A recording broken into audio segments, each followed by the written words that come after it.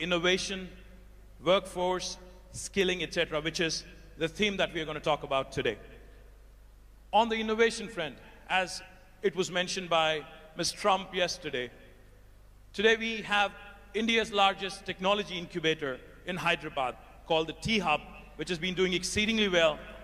And come this time next year, by this time next year, we will be having the world's largest technology incubator / startup engine in our own city of Hyderabad right here. In fact, innovation has been a huge driver in the growth story of Telangana in the last 3.5 years. Our Honorable Prime Minister, Shri Narendra Modi, for the first time in Indian history, for the first time in the history of this country, talks about Startup India. He realizes the importance of innovation. He realizes the importance of skills. He talks about Startup India. He talks about Skill India. And he also talks about how to ensure that this large demographic dividend, which is up for the grabs for India, because more than 50% of our population is less than the age of 27. More than 2/3 of India today is less than the age of 35. So that goes to tell you, India has the largest think force. I don't like to call it workforce. India today has the largest think force on the planet for any country in the history of the planet. As the world is aging, India is getting younger. As the world today, the average age goes high and high, India is getting younger and younger. But that throws up a very interesting challenge. All the way from Hyderabad and Telangana government and right up to the United States and Trump administration. The one big challenge every government faces today is employment, is creation of jobs. Now that throws up an interesting question. How do we ensure that this so-called demographic dividend is completely harnessed, is completely leveraged by the governments? The human capital, how do we harness it? How do we ensure that this innovation, in this innovation and knowledge economy, how do we keep going? And how do we make sure, most importantly, women, for whom another added dimension, another compounded problem is the gender discrimination that is rampant across the first world, second world, or third world, irrespective of which country you come from. So we want to talk about all these innovation, skills, how do we ensure we create jobs? How do we also ensure at the same time we create both job creators, a platform for job creators like T-Hub, and how do we also ensure that for those people who are seeking employment, how do we make sure that they're adequately skilled? How do we also ensure that they keep refreshing their skills every so often? So like I said, I have cracker of a panel, and let me start by introducing the four powerful men. I have four powerful women. I've never done this in my life, moderation. So I'm a little nervous as well, so you have to bear with me for the next 1 hour. Let me start with Chanda Kochhar, the MD and CEO of India's largest private sector bank, a woman who's won multiple awards. I can go on, but she's been consistently ranked among the top 100 most powerful women by Forbes and Fortune, and the winner of Woodrow Wilson Award for corporate citizenship. Chanda, thank you. I think you're here. Chanda Kochhar, ladies and gentlemen, a warm round of applause, please. Next, I'd like to introduce Karen Quintos, the Chief Customer Officer of Dell, the highest ranked, most senior position held by a woman in Dell is currently held by Karen Quintos.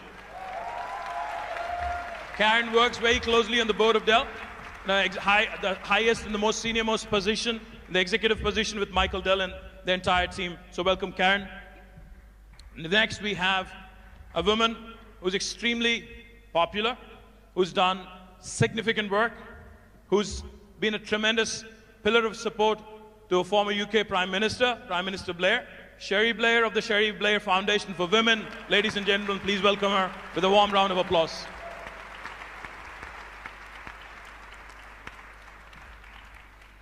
As I've mentioned, I'm the Minister for IT, Government of Telangana.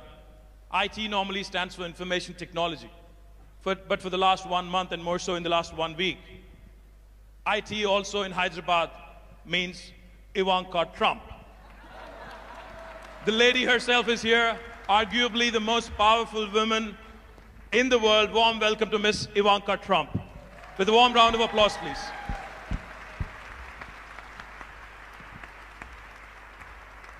I didn't know what to call her because she dons multiple responsibilities, multiple roles. So I wanted to make sure we capture this moment. We have a banker, we have an advisor to POTUS, and many, many other things also. We have a lawyer, and then we have a chief marketing and chief customer officer. So welcome, ladies, and then we can get started. Thank you very much. What a group. Good morning. It is a bunch of really, really energetic people at 9 a.m. in the morning. Do you guys need more coffee? Well, this is a great panel. Thank you, ladies, for joining me. Let me start off by posing one question, and let me start off with Chanda. Chanda, you've donned multiple roles. You've been rated as one of the most powerful women in business by Forbes, by Fortune. You lead India's largest private sector bank. You're among the top 10 most influential businesswomen in the world. Let me ask you, what does it take, really, to ensure that you break through the glass ceiling, you work through whatever it is that is required to make it right to the top in the corporate world? Well, I think it's a combination of many things. It's what you yourself as a woman desire and want to achieve. It's what, the encouragement and support that you get from your family. And it's the entire ecosystem in the organization where you build your career. So let me start with the ecosystem first, because I think, I was very fortunate to be part of an organization that has always been a merit-oriented organization. And that gave all of us the comfort and confidence to say that if, even as women, we put in hard work, we'll be recognized for the work that we put in. We'll be given the next promotion or the next responsibility based on your capability and will not be discriminated against just because you were a woman. Well, beyond that, I think, it's about the woman himself or herself in that sense. Because, I have seen that women are actually sometimes even more capable and more intelligent than the boys that we recruit. I agree. I completely agree. But at the same time, we tend to give up when it's the most difficult time in our life stage, which is when we are starting our families. And I think that is the time when women need to decide not to give up. Because if you do not give up at that time, then you're able to continue for long. And I can later talk about what ICICI as an organization has done about really making life comfortable for women at that life stage. But I think that is very important. And I feel that at that time, it was I who believed that I want to do this because it's my desire. I'm not doing it because someone is forcing me to do it. And I think that conviction takes you through the period. But beyond that, I must say that, your family, your larger family, has to be a part of your growth and progress. And it's not, as mundane as saying that they're supportive of what you're doing. I think that's actually putting their contribution in a very mundane manner. I think what gives the woman the inspiration is the joy and pride that your family feels in your every step. And that is the biggest driver and motivation for women. Fantastic, fantastic. Let me go to Karen quickly. Karen, Chanda represents the Indian corporate sector. She's an Indian woman who's made it right to the top, and she's worked her way through. How different is it in the United States? You've worked prior to Dell at multiple organizations, and you've been with Dell for the last 17 years. As I've mentioned, you're the top most ranked women in Dell right now. How difficult or how easy is it in the United States or the first world for a woman to reach right up to the top and to do what you've been doing? Well, first of all, I agree with everything that she said in terms of what it takes to be successful. The confidence that you have to have in you and your capabilities and what you can do and what you can enable, I think, has a huge impact. And I couldn't agree more on when you reach those difficult times and you feel like giving up is when you actually have to stay the course, because as a mother of three, two of which are daughters, it's unbelievable how much of a role model you can be as a successful woman in helping them and their friends and the larger kind of community and being successful. You know, candidly, I'm actually quite optimistic about what is happening now in this area. I think we all agree the numbers are not moving as fast as they need to be moving, but the amount of support that we are seeing in companies, CEOs, the White House, various other public and organizations in the support around getting more women into leadership roles and enabling that, I think today is remarkable. So it's still tough.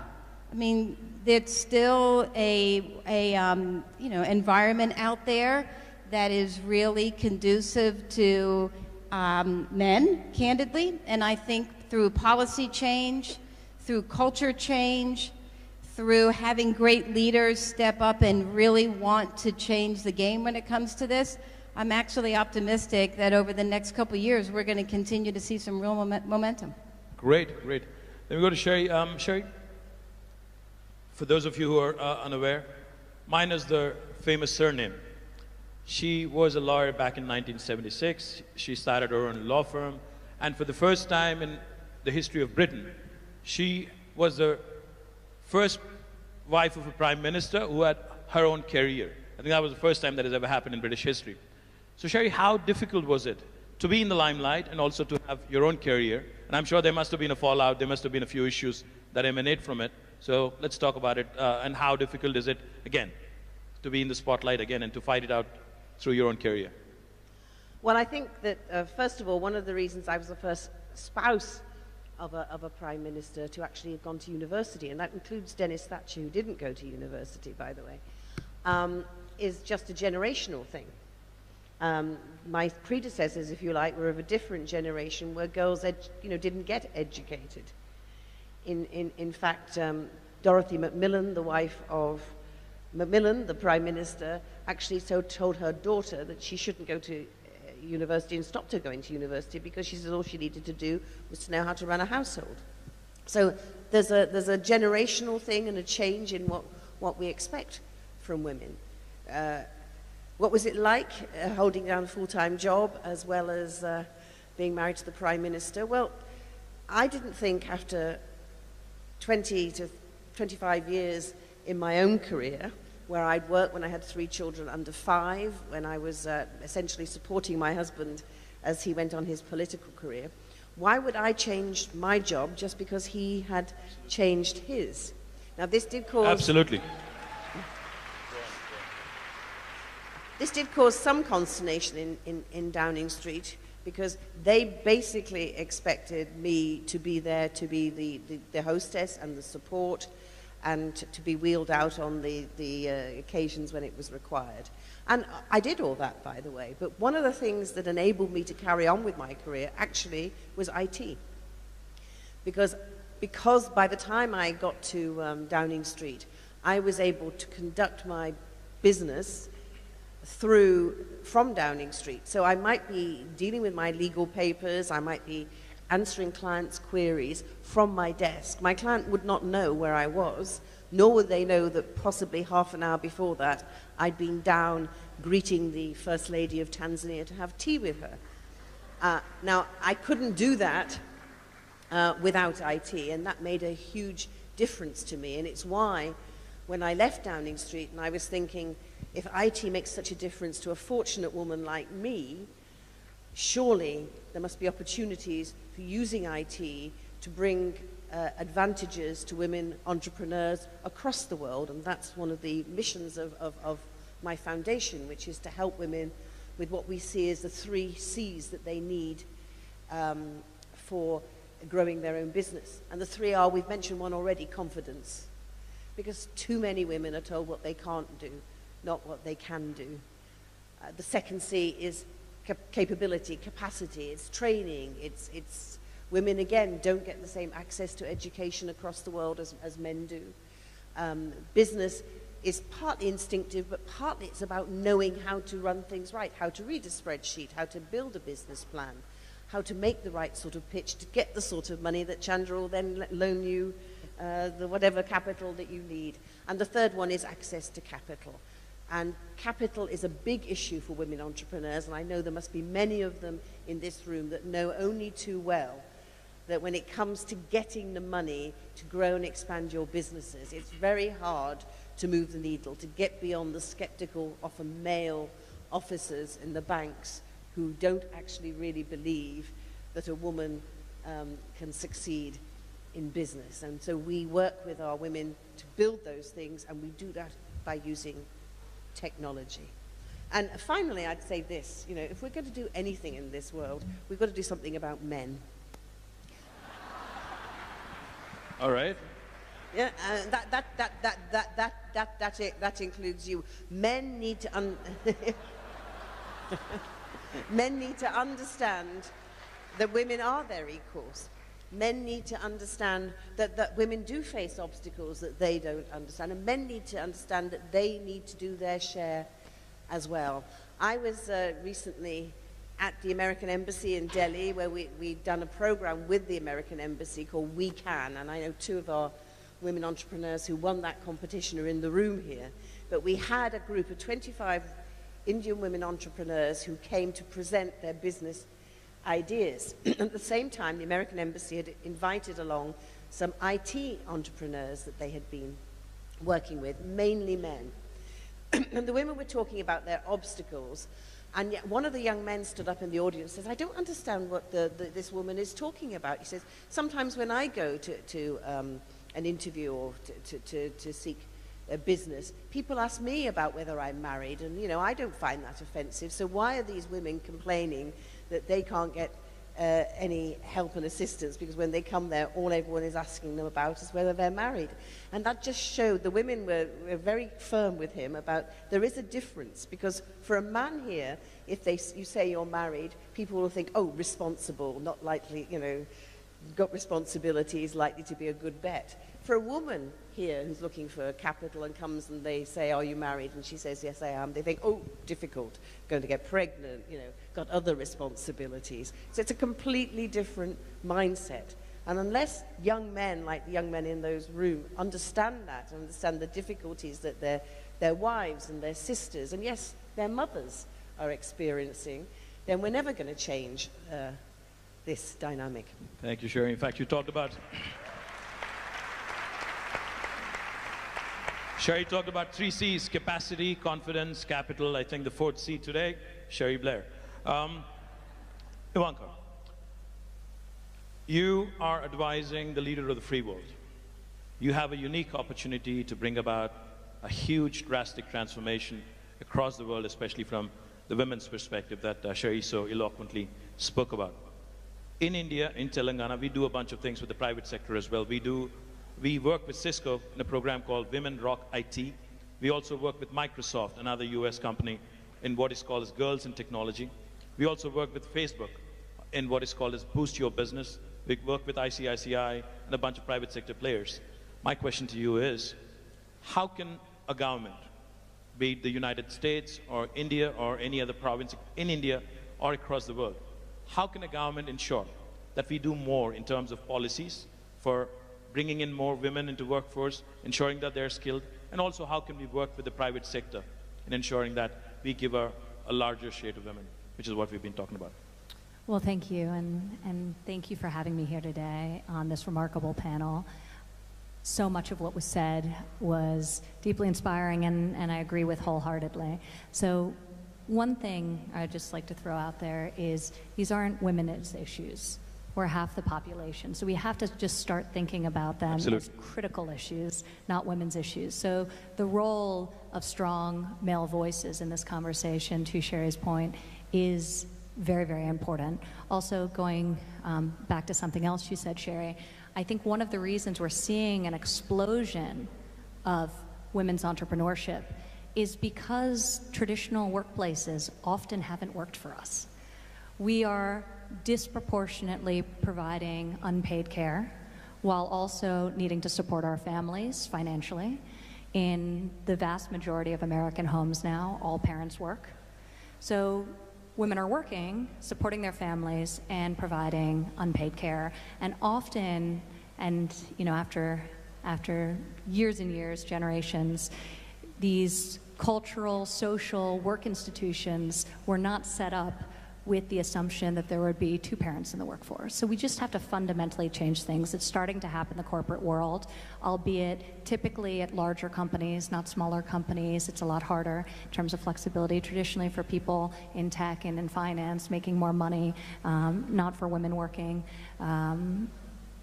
at the lower income end of the spectrum. So I think that's where government policy comes in, and we need to start thinking about ways to support the modern workforce and the modern reality of dual income households. I think technology is a great driver of entrepreneurship because a lot of women are leaving and saying this doesn't work for me, and it's emboldening them to go out on their own. Technology is reducing barriers to starting new businesses. It's creating flexibility around schedule. So you can work just as many hours or more, but maybe you work some of them after you've put your child to sleep from your living room or from your kitchen table. So I think technology offers tremendous opportunities to women and women entrepreneurs, and we're seeing that in terms of the explosive global growth and domestic growth we're experiencing in the United States. But going back to public policy, I think it's incredibly important we have policies that support the modern working family. You see in tax reform the expansion, the vast expansion of the child tax credit, recognizing the massive investment parents make into their families at a time when wages have stagnated for so long, and working parents really need relief. The child independent care tax credit, tackling the cost of childcare and the fact that it's not only inaccessible in large portions of the country, particularly in rural America, but the cost is enormous to many American parents, and they're unable to afford to provide high-quality childcare. So that's another issue we're addressing. So you see some of that agenda coming to life through components of tax reform, and coming into the new year, you will hopefully see it in a national paid family leave program that we're working hard to build coalitions of support for.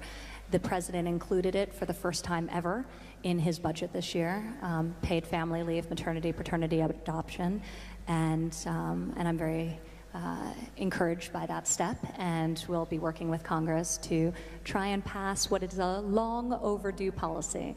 So that's where you have public policy and many other things we're doing.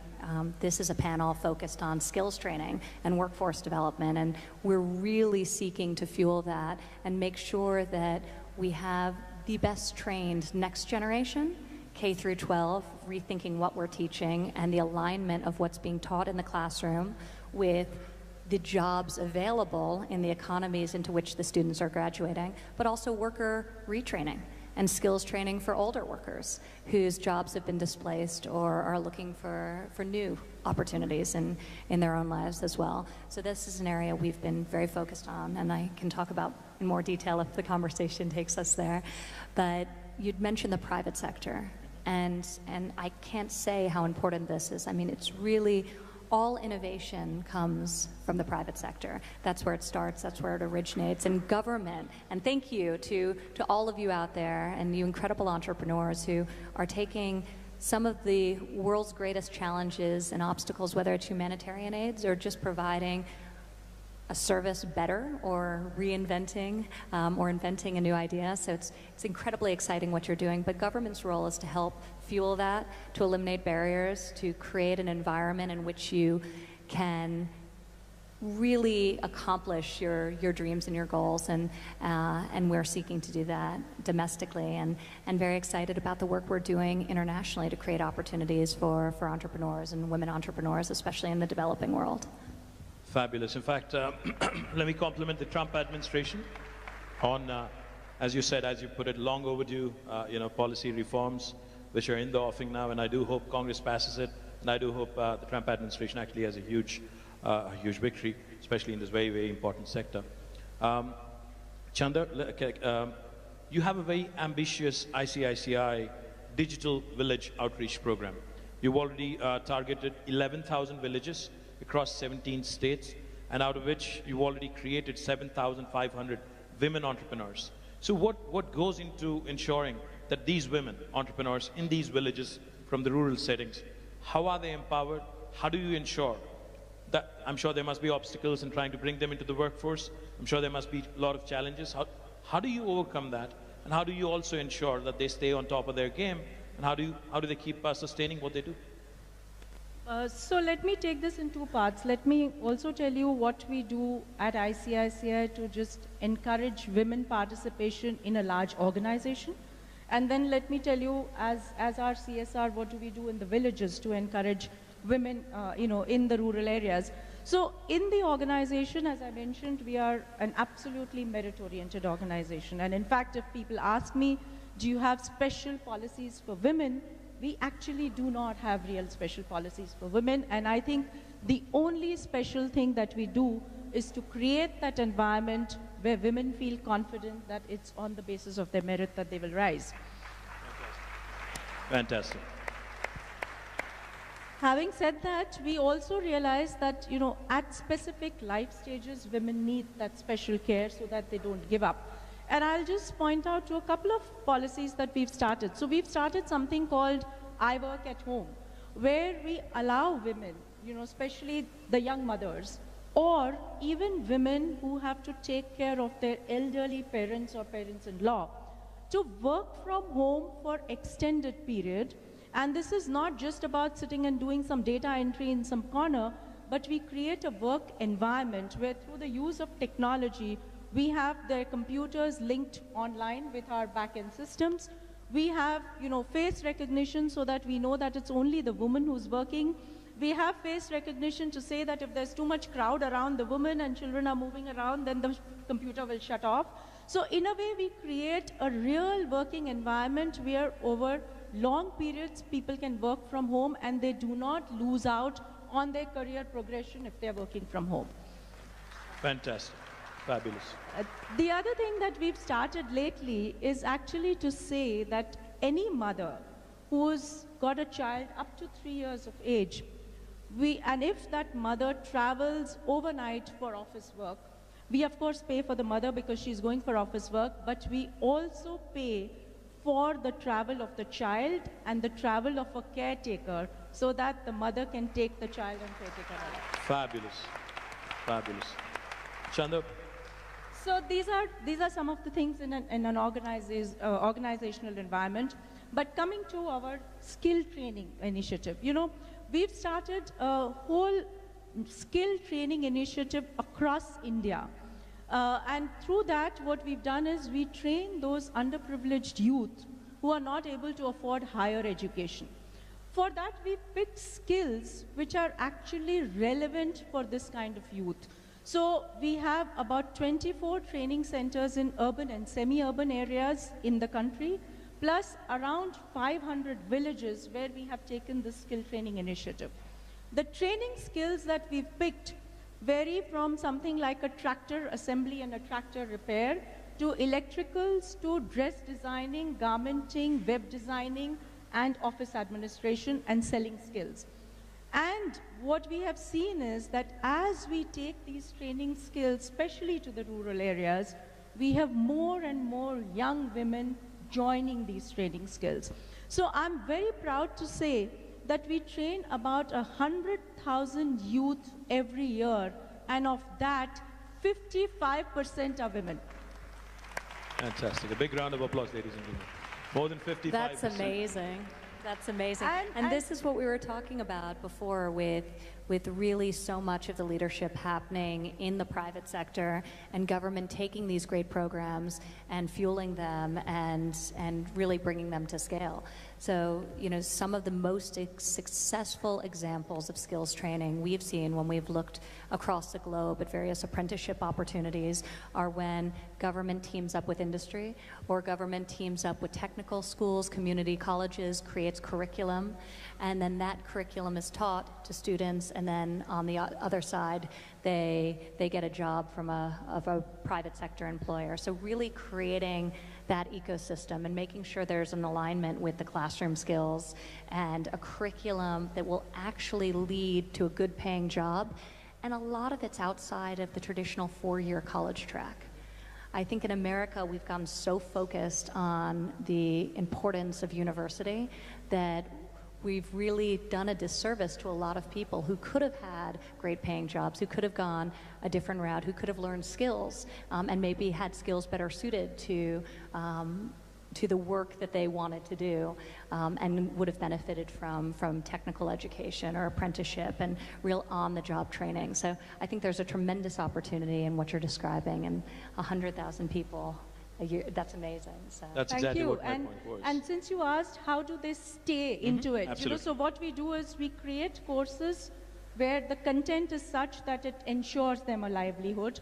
What we've done in the digital villages is that we've actually digitized a whole set of financial payment systems so that it becomes inclusive for people to actually carry on their financial transactions and not suffer for the lack of having a bank account and so on and so forth. Then we provide, after providing them skills, we provide them credit linkage so that these people are able to get, an ability, access to credit so that they can start a livelihood of their own. And we provide them market linkages. So we link them, either if somebody's learned garment manufacturing, then we link them to the garment factories around the village so that they get a constant source of business. Or if somebody's learned office administration, we link them to the companies so that they get a job. And therefore, this 55% women who are part of this initiative, almost 95% today are standing on their feet and earning some livelihood or the other of their own. Brilliant, brilliant. That's a great story. Yeah, and That's what a we've fantastic seen story. is that this gives them not just an economic confidence, but it actually gives them a confidence of investing back into their families, into their villages, because I again believe in this phenomena that, you say that if you educate a man, you educate an individual. But if you educate a woman, The entire you family. educate a generation. Absolute generation. Well, 55% plus employment in the rural economy. Let me go back to you, Karen. In Dell, you're leading a couple of very interesting inclusiveness and diversity initiatives. One which is called as Women in Search of Excellence, WISE acronym. And then you also have another very interesting program, Men Advocating Real Change, or MARC. You want to talk about it a bit more? Sure. I mean, this is an area that is clearly near and dear to us, and I'm sure is important to everyone in the audience. You asked the question, what are companies need to do to get more women into leadership roles and help with skills? We launched a couple of years ago unconscious social bias training. The biases that exist in society today, Cherie talked about some of them when it comes to women and, being married and those types of things. They have to be addressed. Men need to be part of those conversations, and that's what we did with the MARC, Men Advocating for Real Change training that we have done. We have trained nearly 90% of our executives. We made a goal that we're going to take it out to all frontline managers by the end of next year. It teaches all of us that we have biases, and it's how you respond to those. And it's what you do to lead your teams through those and recognize that the world is a better place. Business outcomes are great when you have diverse thinking that you can enable. And corporations are just better places when individuals can come in and feel that they can be themselves and really contribute to the company and the organization. We also have a very, very robust employee resource group. Our Women in Action resource group is the largest resource group that we have. It is 13,000 employees strong. We have 40 chapters around the world. We are using that employee resource group to fundamentally help drive some of the policy changes around paid time off, around enabling our flexible work from home solutions. We clearly see that technology can enable how women and men can work from home. We have sites across Dell where nearly 50% of the workforce works from home 1 or 2 days out of the week.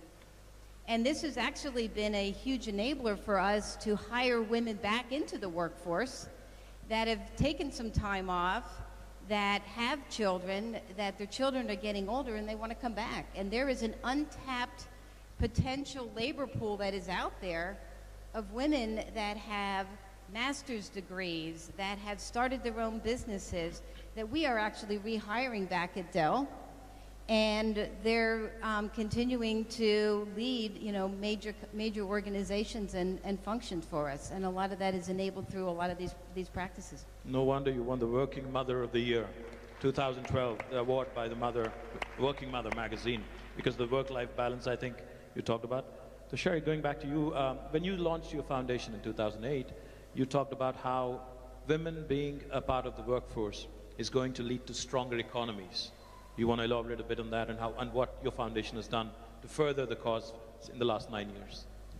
Well, I think the frustration I feel after, as you say, we founded the foundation in 2008, is that, you know, all the research we see all the time shows that by empowering women, by women getting engaged in the economy, that makes for stronger economies. McKinsey recently produced a report which said that the world GDP would increase by $28 trillion if women were given equal access to economic opportunities that men have. And yet this year, the World Economic Forum Global Gender Gap showed that when it comes to women's equal access to economic opportunities, we've actually gone backwards. So the dial hasn't gone forward, it's actually gone backwards. So what is going on? There are clearly, it's not enough to keep producing evidence that empowering women makes a difference. We've actually got to make sure that people do something to implement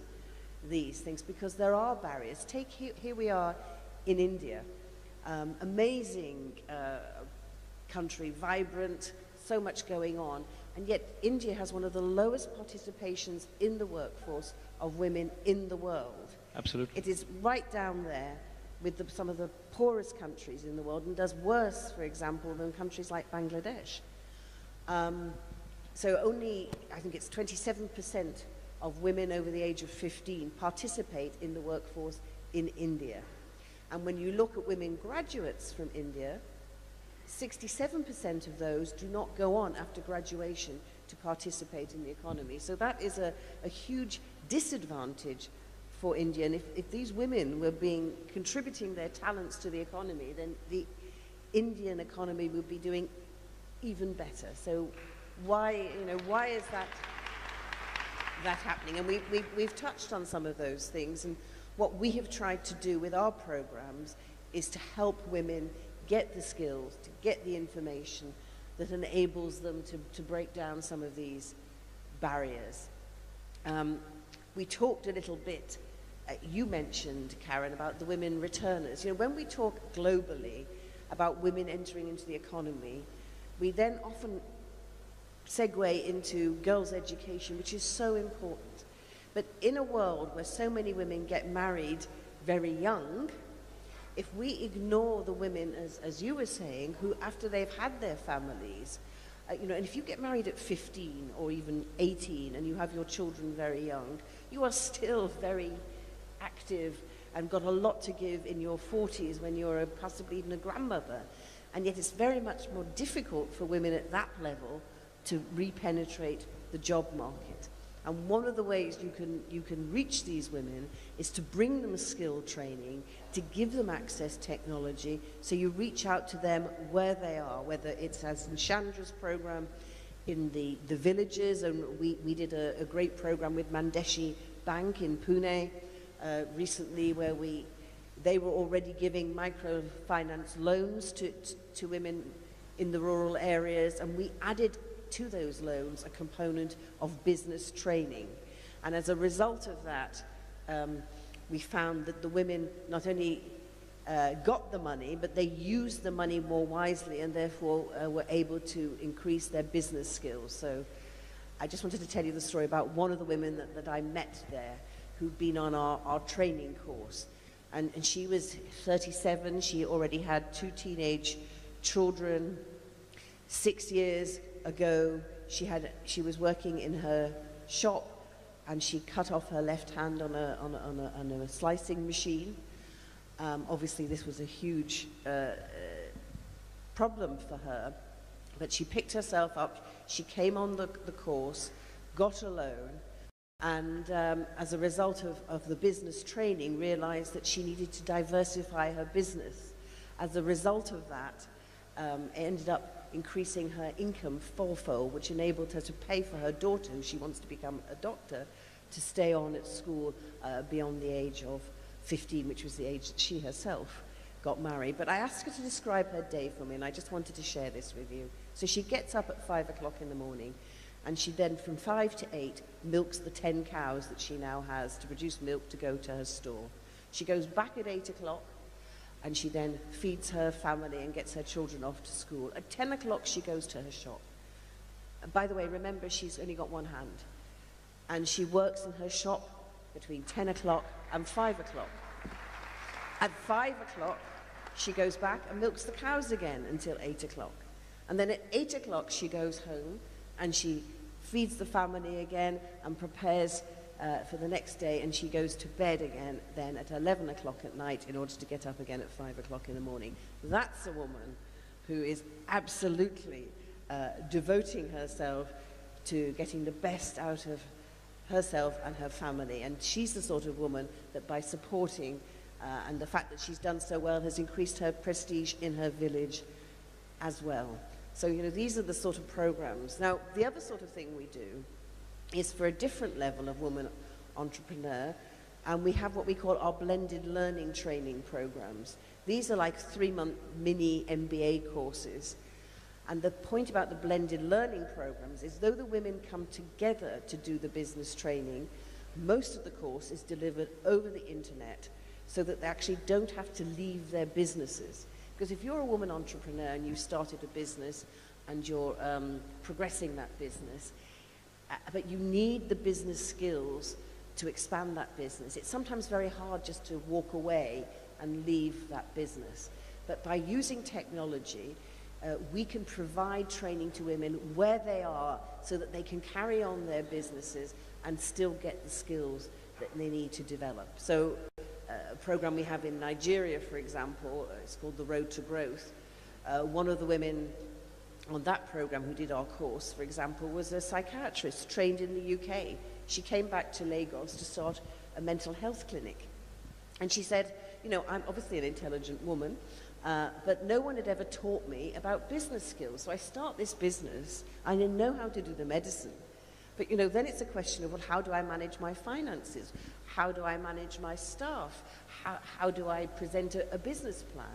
And so the blended learning training gives women the skills, but doesn't require them to have to go away for weeks and months on end in order to be able to do that. So we have to find practical solutions to help women who are earning money now do better at what they do without requiring them to have to make the sort of sacrifices that they can't actually make by giving up their businesses altogether. Absolutely, practical solutions. Can I just add one thing to Cherie, because it's actually an example that you all can see here at GES, and it speaks to how do we help connect women, and in particular women entrepreneurs, up to the skills, the training, and everything that they need. One of the things that we discovered years ago as part of the work that we've done around women entrepreneurs is access to capital, access to mentors, access to skills, access to expertise that exists out there.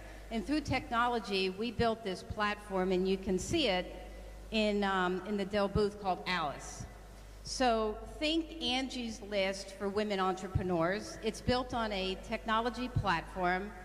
It uses big data, artificial intelligence to hook women up with other women and the needs that they have around, I need capital access. I need to understand, you know, legal capabilities. I want marketing skills that will help me figure out how to market my company. And through this platform, we have thousands of women that are interacting with other women that they can connect real time with. And through technology and big data, this platform continues to be smarter and smarter and smarter. And our goal is to enable millions of women that can get the access to the skills, the training, and everything that Cherie and her foundation are helping to enable. So I think technology can really, really help there. Technology, practical solutions, sacrifices, and wonderful the work that your foundation is doing. My compliments. Let me turn back to Ivanka. Ivanka, a McKinsey Global Institute study shows that if we're able to close this workforce gap by 12%, we would actually be increasing the world's GDP by 25% by 2025. And it also, another interesting fact that this throws up, women in top leadership positions and boards actually enjoy greater financial returns. So was that a conscious choice to run your entire enterprise, Ivanka Trump, with all women leadership and completely run by women? Was that for the bottom line? Was that to make sure that you have more women in the right positions? Or how do you go about doing this? Well, I think today, empirically, we know that having equal representation, gender representation, having diversity is a positive. It's financially beneficial to business. And that's what's pushing corporations, not just a social responsibility, but a fiscal responsibility to their shareholders. And that's what's pushing businesses to diversify at a faster rate than if they were doing it for some other motivation. So that's exciting. And we're seeing all the studies, we're seeing all the data to support that very fact. So I think the key, and we've covered so much ground here. We've talked about the importance of public policy supporting working families, women and men who work inside or outside of the home. We've talked about the role of technology and how that can connect people to mentoring opportunities, like the great work being done at Dell. We're doing that domestically at the government through programs such as SCORE, which have been very, very successful in getting private sector and getting successful men and women to coach and to mentor other young people or not so young people, who want to become CEOs as well. So taking programs like SCORE. We've talked about inadequate access to capital, which happens domestically, unfortunately, as well. When you look at our participation or our share of venture capital funding is minuscule, 3% last year. We're trying to fix that by A, raising awareness about this issue, but B, increasing our lending through the Small Business Administration. In 2017, we increased the amount of lending to women-led firms by over $500 million year-to-date alone, so that's exciting. And then internationally, where the barriers are the same but far greater, oftentimes with a cultural or legal overlay that makes it particularly challenging. So one of the initiatives we launched, and there's so many great initiatives across government. I'm leaving this stage and going to the State Department run GIST competition, which maybe some of the entrepreneurs here today will be participating in. You will? Amazing. It's a pitch competition to support investment in great entrepreneurs around the globe doing very innovative things. But there's so many different programs. But this summer we launched something that was very extraordinary. We were founding members with 14 other countries of a World Bank initiative called WeFi, and it seeks to address a number of the things we've mentioned: access to capital, access to networks, access to mentorship, and access to equitable laws by pushing governments in developing worlds to lower barriers and change the laws that prohibit women from full participation in their economies. So WeFi is very exciting, and we anticipate being able to leverage in excess of $1 billion to go to female entrepreneurs in the developing world. So we're hopeful that has a profound effect on the ecosystem of women's entrepreneurship generally, but also for the benefit of women in the workforce as well. Because it was noted here that when you invest in women, they invest back into their families, back into their communities. They say 90 cents on the dollar earned by a woman goes right back into her family and community, and back into things like education, into healthcare, into things that will create a positive generational impact. So we're very excited about that initiative and all the other ways we can fuel the exciting work that's being done in the entrepreneurship ecosystem at home and abroad. Congratulations. Can I ask you, because Absolutely. Ivanka, that 90-cent figure is a very interesting one, but I want to ask you as a man, what do you think the equivalent figure is for a man? 40? Ah, Well, He was supposed to answer that. I'm the moderator. I'm supposed to be asking you questions. So. Anyways, I think it must be around 40. Yeah, no. It's 30. 30. 30. All right. As always, women are the smarter ones anyways. 40.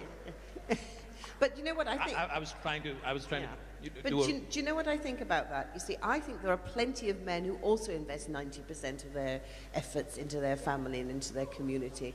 And the problem is that there are some men, my own father was one of these men because he abandoned my mother and my sister and myself and never supported us ever again. Who'd only put 1%, if you're lucky, into their families. And the question really is for men is, why is it that we tolerate the idea that these men who go off and spend their lives on wine, women and song, somehow that's acceptable?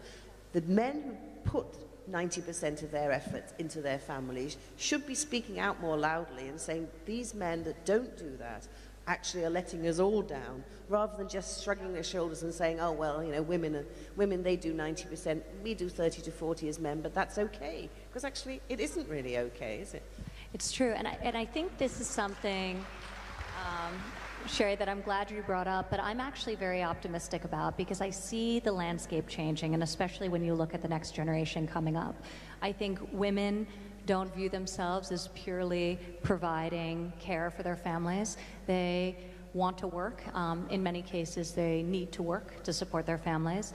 Men, similarly, are taking a much more active approach in raising children and participating in the family than in previous generations as well. And we see this happening on different scales, but all over the world. And I see this generational shift that is very exciting, because when you think about true equality, it starts with having this level playing field and sharing the responsibilities, domestic responsibilities, as well as workplace responsibilities much more equitably. So I love the natural shift that we have happening, but I think talking about these issues, and I think men talking about the fact that they're not financial providers alone, that they want to participate, that they want to be involved parents and fathers is incredibly important as well.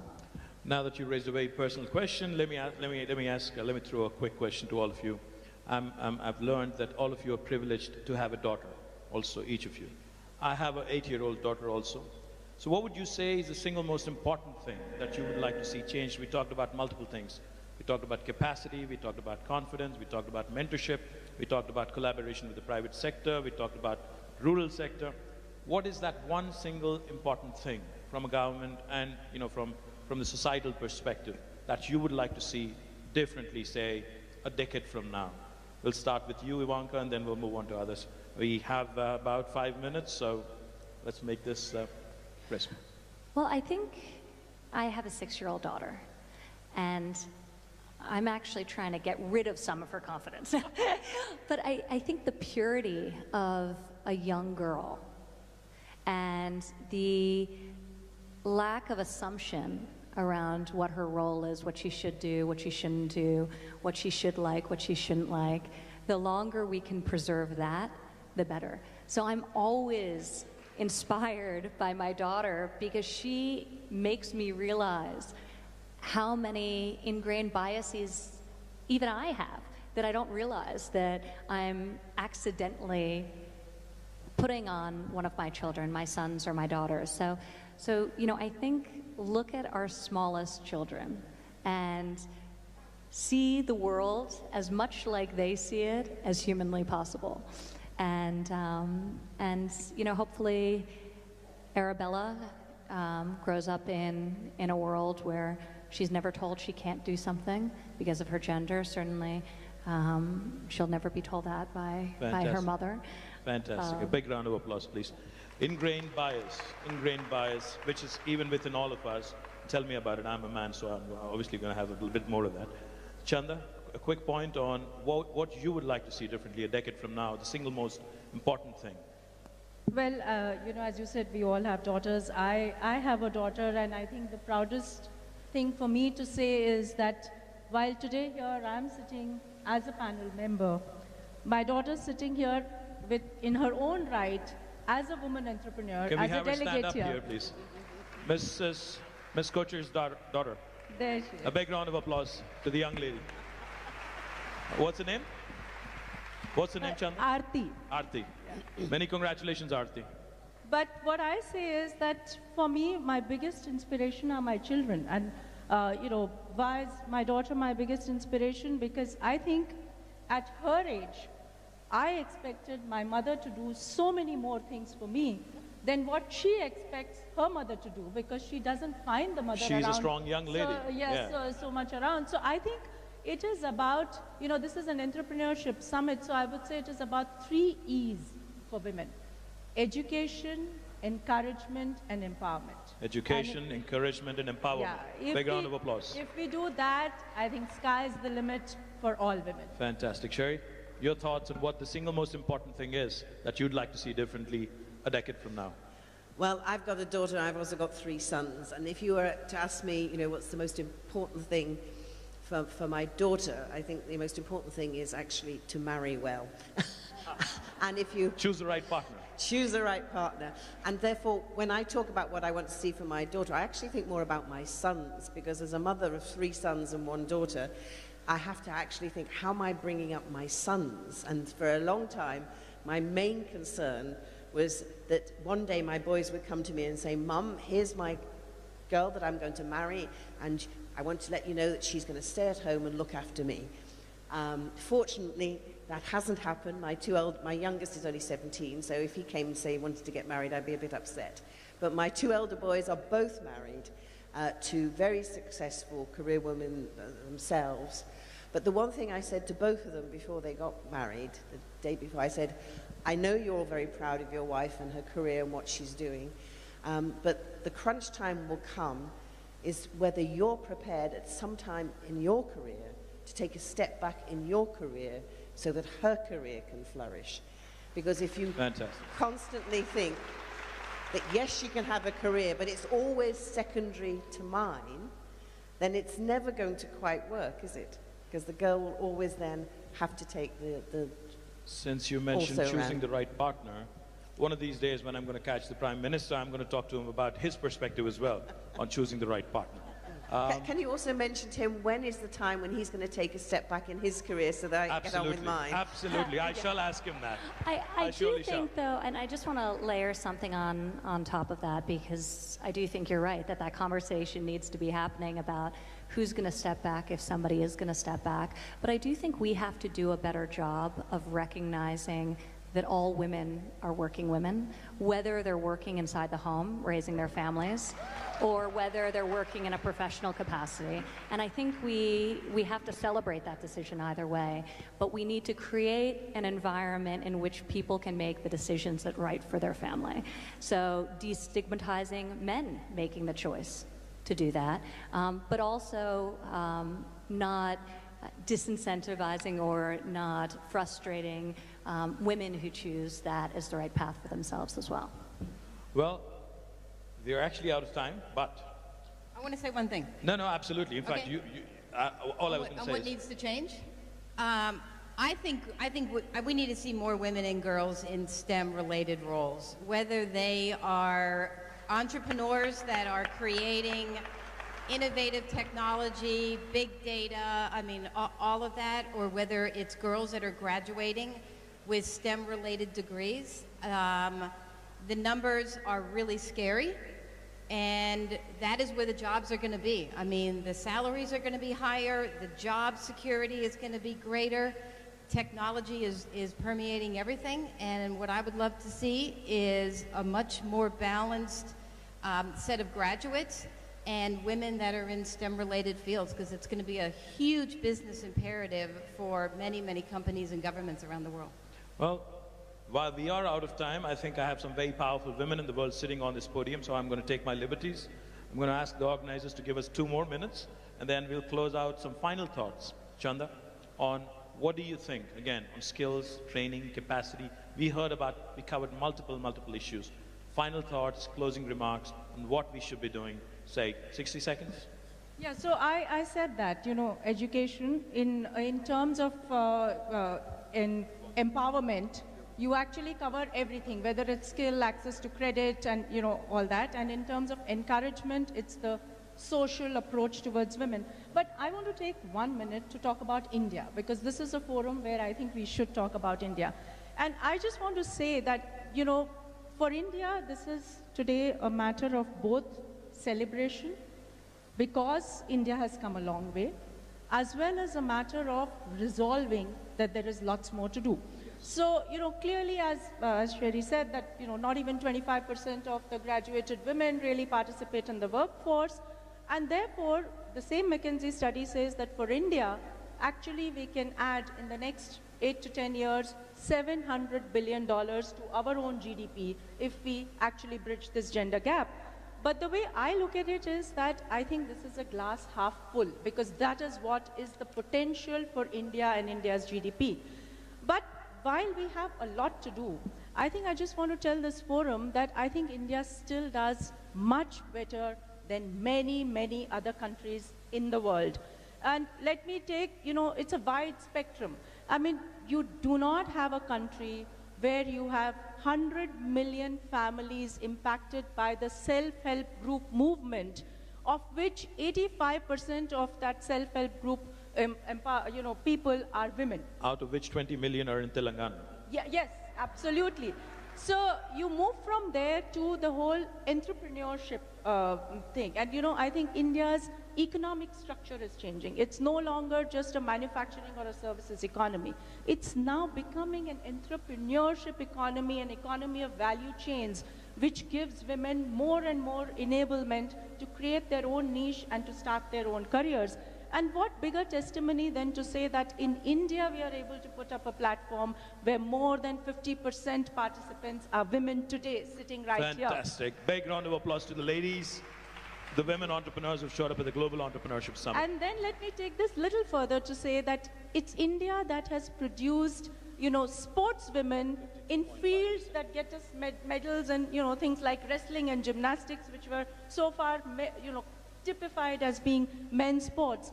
Today, India has women fighter pilots in the Indian Air Force. Today, it's Indian Navy that has started an all-woman circumnavigation around the world, just as an expedition.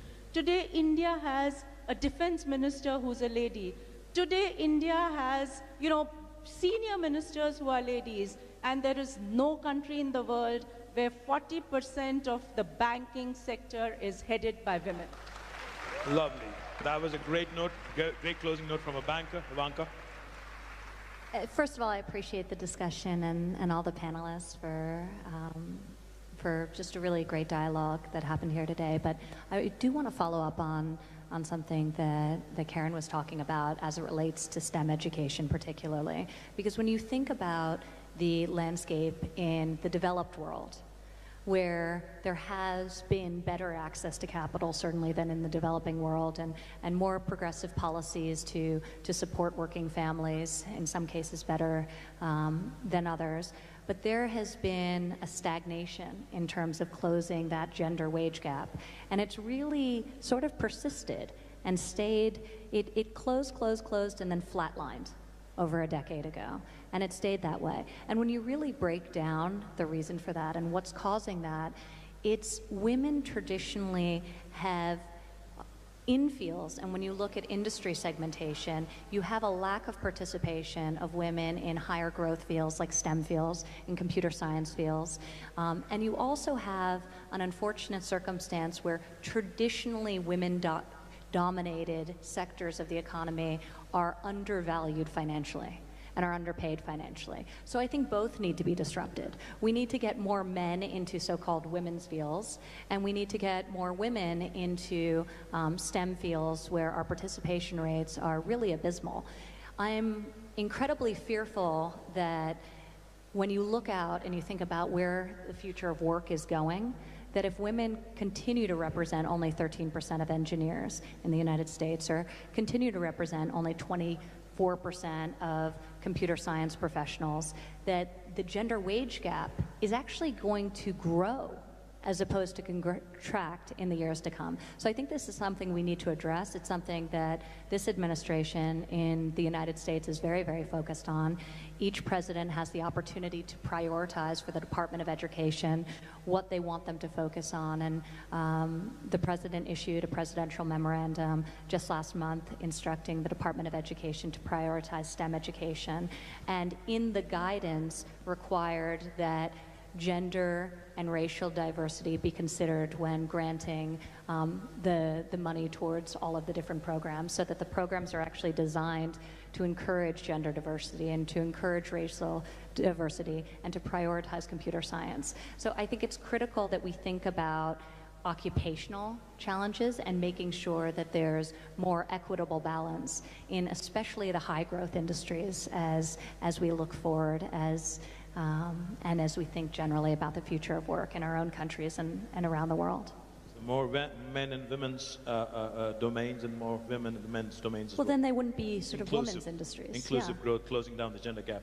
Fantastic thoughts. Sherry, final thoughts before we... Just a couple of thoughts from me. One is that we've heard a lot about how empowering women, getting women engaged in the market, how women in development, really makes a difference. And the truth is, when we look at where the development dollars go across the world, across all these programs, it's a pitifully small amount of that money that actually goes to women. It's definitely less than 10%, and it's probably less than 5%. I can't remember the exact figure. So how often do we have to say that it really makes a difference if you invest in women for when we actually put our money where our mouth is and make that happen? That's why actually the We Find Five scheme is such a great scheme and where we need to do more. And my final thought is this. It's all about choice and diversity. We're talking about women as though all women were alike and all men are alike. And of course, we're all different. But it's about embracing diversity and most of all, respecting each other's choices, which is why when Ivanka talked about those women who choose to devote themselves to their family and work at home, that's their right and their choice. And actually, as women, we should be kinder to each other about each other's choices and actually help each other so we can make a choice and change our choices throughout our lives. So let's hear it for choice and diversity. More power to you. Karen, final thoughts? Any final thoughts? Yeah, my final thought is it's going to take all of us to change the dialogue, men and women, and I would just really encourage everybody here in the audience. It's amazing how many people are here. Get involved. Get involved in changing the discussion, changing the trajectory, helping to invest in women entrepreneurs. Women cannot do this alone. We need men in the conversation, helping. And the world is a better place when we all come together with a common vision and collaboration and working together. And I think together we can do some amazing things. Fantastic. Like I said right at the beginning, right at the onset, we have a cracker of a panel. Chanda Kocher, Karen Quinto, Sherry Blair, Ivanka Trump. These ladies did not need me here. They only needed me as much as a fish needs a bicycle. But I think they put up with me. Thank you, ladies, for your wonderful, wonderful thoughts. Thank you so much for this lovely opportunity. Thank you very much. Thank you,